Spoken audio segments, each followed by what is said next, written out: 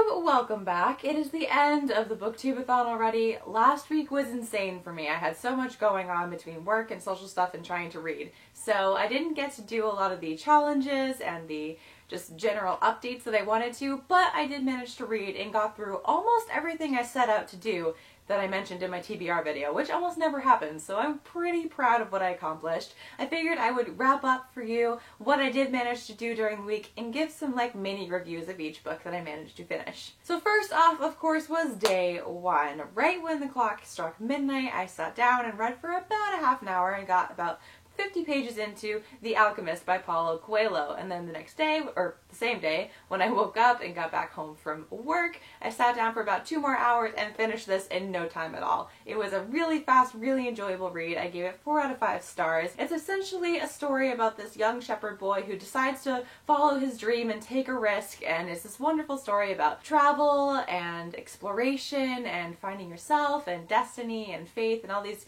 awesome, very sort of universal type things. And it's really just a lovely little story about his journey and the things that are important to him and finding his path, and I really enjoyed it. So that was the first book that I started off with, and that completed the challenge of read a book with yellow on the cover. So that was 1 book and 1 challenge completed on day 1. In addition to reading The Alchemist, I also on day 1, after the sun went down, started my second book, which was Hollow City by Ransom Riggs, the second book in the Miss Peregrine's Peculiar Children, I have so much trouble saying that, my goodness, series.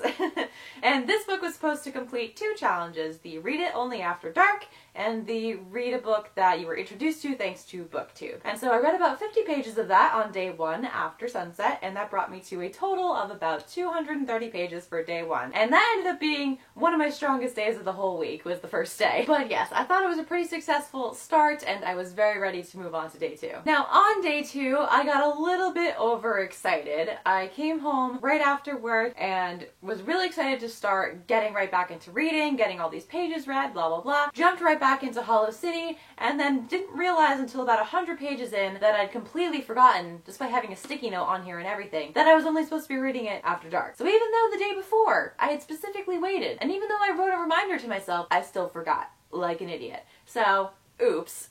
And so yeah, I decided to move that challenge to a different book and just have this complete the Read a Book That You Were Introduced to Thanks to BookTube challenge. But yeah, my reading productivity went way down from here until about Saturday. So from day 2 until day 6, this was all that I read. I just made my way slowly through Hollow City because I was ridiculously busy with work and social stuff and all these other commitments. And then finally, come Saturday, I managed to finish this book, bringing my total page count up to about 580. So I wasn't super pleased with how slow that went, but I just had a lot of stuff going on, you know? What can you do? But yes, on day 6, on Saturday, I did finally finish this, and I gave it like a 3.5 out of 5 stars. I enjoyed it. It was definitely a lot more harrowing and sort of like there was so much happening the entire time compared to the first book, which I really enjoyed. The first one was great setup and it had some eerie elements and definitely some really creepy moments, but this one I think definitely amped that up, which I was excited about because I kind of had wanted the first one to be scarier than I thought it was, and I think this did a good job of taking it to an even creepier place than before. Still didn't love every aspect of it. I still feel a little bit weird about the whole Jacob and Emma thing, and I don't know,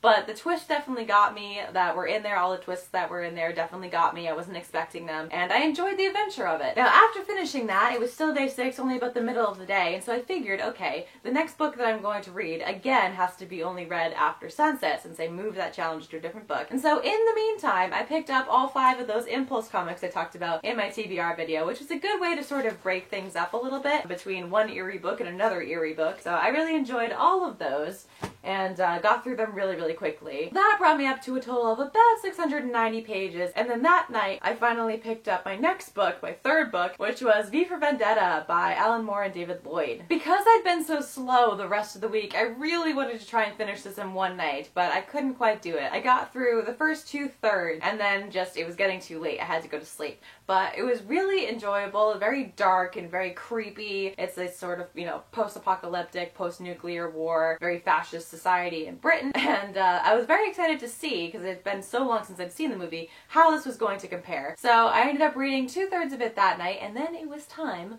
for day 7, the last day of the Booktubeathon. So day 7, the final day. I had really wanted to try and cram in as much as possible that day, but again, it was a busy day. But I did manage to read about 75 pages of The Cuckoo's Calling by Robert Galbraith, which was supposed to be completing the challenge of read a book by your favorite author, because Robert Galbraith is actually J.K. Rowling, in case you didn't know. Yeah, I really enjoyed this so far. I'm definitely interested and I'm going to keep reading it. I'm really only still in the beginning. So I'm intrigued to see where this takes me, but I got a little bit of a chunk of that done, and then after sunset and everything else I had to do that night, I finished V for Vendetta. I really enjoyed it. I give it like a solid 4 out of 5 stars. It was definitely still a very relevant story and very gritty, and I really liked the art style. It's very kind of this dark and moody color palette, but still very colorful. I really enjoyed that, and I love how kind of intense and angular all the people were, and the way that they drew expressions and emotion. I really just enjoyed the whole